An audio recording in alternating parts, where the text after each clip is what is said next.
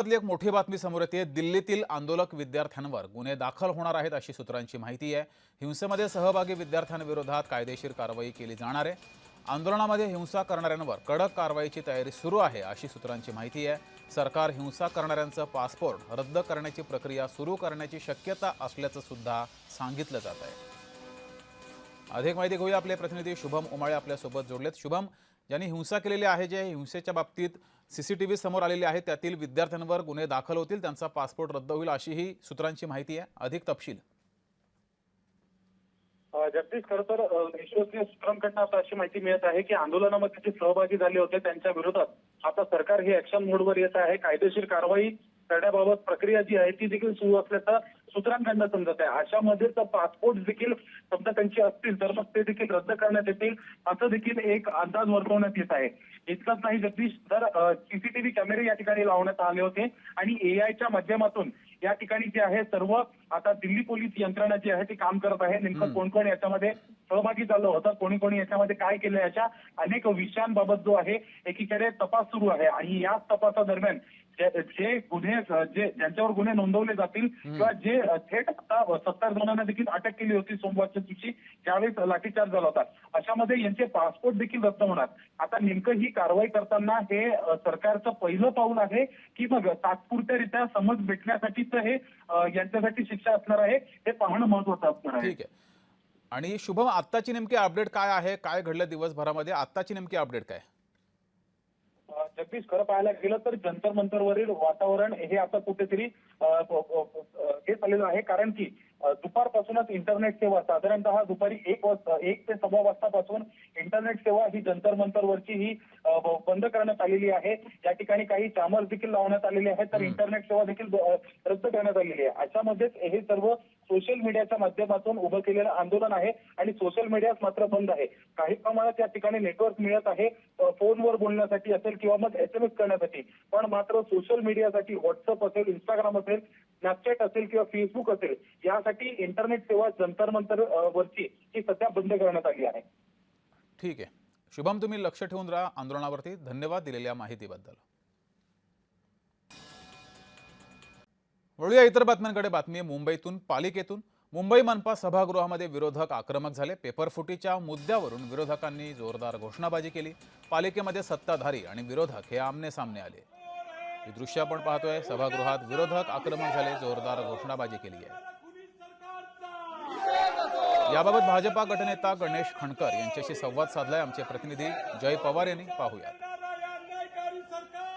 असं बघता एकूणच आज महासभेचं आयोजन होतं, मात्र त्या ठिकाणी विरोधकांकडून गोंधळ घातल्याचा पाहायला मिळाला। बघा, असं आहे की कुठला विषय काय करायचा त्यांचा विषय आहे। गोंधळ घातला म्हणजे त्यांनी काँग्रेसच्या गटातून इंशाल्लाह इंशाल्लाह इनके तुकडे होंगे हजार म्हणून घोषणा दिल्या गेल्या आणि या घोषणा देताना उबाटाचे नगरसेवक त्यांच्या समर्थनार्थ उभे होते। हे यापेक्षा दुसरं दुर्दैव असू शकत नाही। आंदोलन कसलं आहे तर विद्यार्थ्यांचं आहे। नीटची फेर परीक्षा झाली, विद्यार्थी उत्तीर्ण झाले, विद्यार्थ्यांनी जल्लोष पण केला। आज जे आंदोलन सुरू आहे त्या स्टेजवरती शर्जीलच्या घोषणा दिल्या जातात। इंशाल्लाह इनके तुकडे होंगे हजार तिकडे सुद्धा घोषणा दिली जाते। प्रभू रामाविषयी अपशब्द वापरले जातात, आपल्या सैनिकांविषयी अपशब्द वापरले जातात आणि त्या स्टेजवर उद्धव ठाकरे जातात।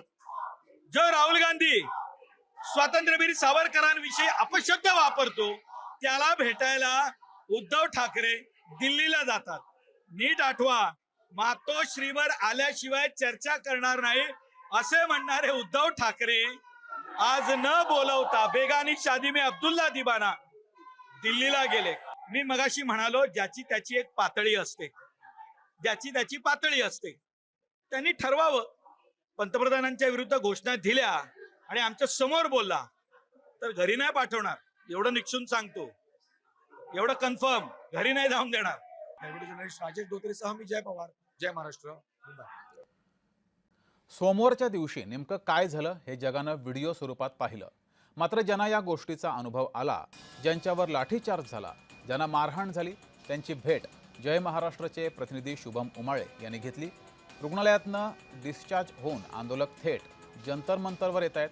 महाराष्ट्रातील आंदोलक मोठ्या संख्येनं या ठिकाणी येत आहेत। महाराष्ट्रातील युवकांनाही मारहाण झाली। त्यांचं मत काय आहे, त्यांच्या मनात काय नेमक्या भावना आहेत, जय महाराष्ट्र सोबत बोलताना त्यांनी व्यक्त केल्यात.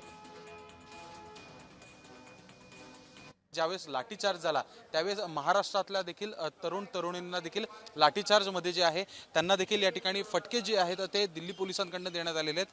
आपण त्यांच्यासोबत बोलणार आहोत. भावा, तू कुठून आलेला आहेस, नेमकं त्या दिवशी काय घडलं आणि तुला कुठे कुठे मारलेलं आहे, कसं मारहाण झालेली आहे मेन? मी वैभव, प्रदेश अध्यक्ष ऑल इंडिया स्टुडंट्स फेडरेशन. मी भंडाऱ्यावरून आलेलो आहे आणि पहिल्या दिवसापासूनच आम्ही इथे आहोत. मग काही काळासाठी 4-5 दिवसांसाठी महाराष्ट्रामध्ये लोकांना घेऊन येण्यासाठी 20 तारखेच्या आम्ही पुन्हा वापस गेलो होतो.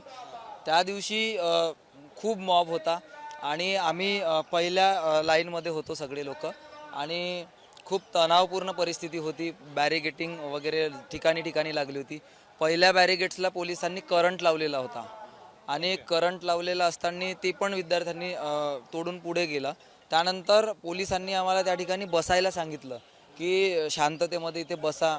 आम्ही बसलो आणि आम्ही जसे बसलो तसंच त्यांनी लगेच म्हणजे लाठीचार्ज करायला सुरुवात केली आणि त्यामुळे गोंधळ उडाला. हे दृश्य बघा, महाराष्ट्रातनं आलेले तरुण आहेत या ठिकाणी कशा पद्धतीने मारहाण या ठिकाणी झालेले आहे याचे थेट घाव जे आहेत, जखमा ज्या आहेत त्या या ठिकाणी दिसत आहेत. अर्थातच पाहायला गेलं तर लाठीचार्ज हा झाला आहे. 4 दिवस झालेले आहेत लाठीचार्जला, पण अजून देखील जखमा ज्या आहेत त्या यांच्या थेटपणे दिसून येत आहेत. अरे तुम्हीच जर पेरत असाल आणि तुम्हीच जर आम्हाला म्हणत असाल आणि मग तुम्हीच आम्हाला मारत असाल तर काय म्हणजे याला अर्थच नाहीये. या आरोपाला अर्थच नाहीये. तुमचे सिव्हिल ड्रेस मधले जे गुंड आहेत RSSचे ते आमच्या मुलींवरती सेक्शुअल असॉल्ट करतात. आमच्या मुलांना कॉर्नर करून मारतात. त्यांना म्हणजे खाली झोपवून त्यांना तुडवतात लाथेने. RSSचे इथले हे नॉर्थ मधले गुंड आले आणि तुम्ही हे करता की आमच्या आंदोलनामध्ये उपद्रवी प्राणी आहेत. खरंच मला महाराष्ट्राच्या जनतेला सगळ्यांना हे आवाहन करायचं, देशभरात हे आवाहन करायचं आहे की ह्या ज्या अफवा उठत आहेत की आंदोलनामध्ये उपद्रवी प्राणी आहेत, ह्याचं तुम्ही पहिले फॅक्ट चेक करा. इथले जी लोक आहेत त्यांना विचारा फोन करून की नक्की काय झालेलं आहे आणि मग या गोष्टीवर विश्वास ठेवा. व्हिडिओ जर्नलिस्ट मनोज सोलंकी सोबत मी शुभम उमाळे, जय महाराष्ट्र न्यूज, दिल्ली. तर विद्यार्थ्यांवरील लाठीचार्जच्या निषेधार्थ मनसे आक्रमक झालेली आहे. ठाण्यात विद्यार्थी आणि मनसे कार्यकर्त्यांनी निदर्शनं केली. यावेळेस ठाण्यामध्ये मनसे आक्रमक झाल्याचं बघायला मिळालं.